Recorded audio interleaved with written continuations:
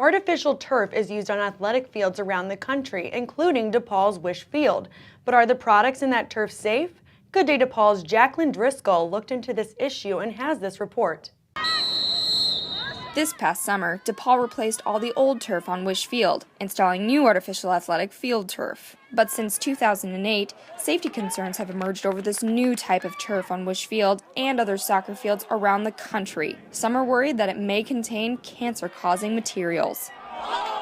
These include Amy Griffin, an assistant head coach at the University of Washington. Two of her former youth soccer goalkeepers were diagnosed with non-Hodgkin lymphoma at about the same time. Griffin assumed it was a terrible coincidence until she took one of her sick players in for chemotherapy. The nurse walked by and said, "Are you guys both goalkeepers?" And we nodded, and she replied with, "Wow, you're about the fourth goalkeeper I've hooked up this week." Literally, the hairs on the back of my neck stood up. Later, one of the goalies receiving chemo confided in her coach a feeling that she said wouldn't go away. I really think it's the black dots. Black dots, or crumb rubber, are shredded car and truck tires used as infill for artificial turf, containing all of the same chemicals found in most tires, including 4 carcinogens. Rubber tires are made with chemicals that are known carcinogens. So there's no question these chemicals cause cancer. The question comes when you talk about whether the people on the field, playing on the fields, are being exposed to those carcinogens. Darren Gill, Vice President of Marketing for Field Turf, the company that installed Wish Field's turf, told Good Day DePaul in a phone interview that the company's manufacturing process makes these chemicals safe. Tires have substances which could be considered harmful.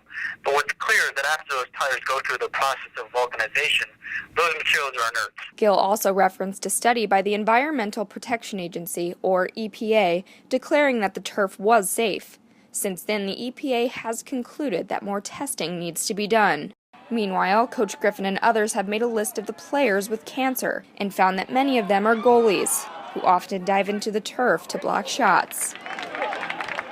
Because of these concerns, some schools and parks have halted the installation of the turf or replaced it altogether.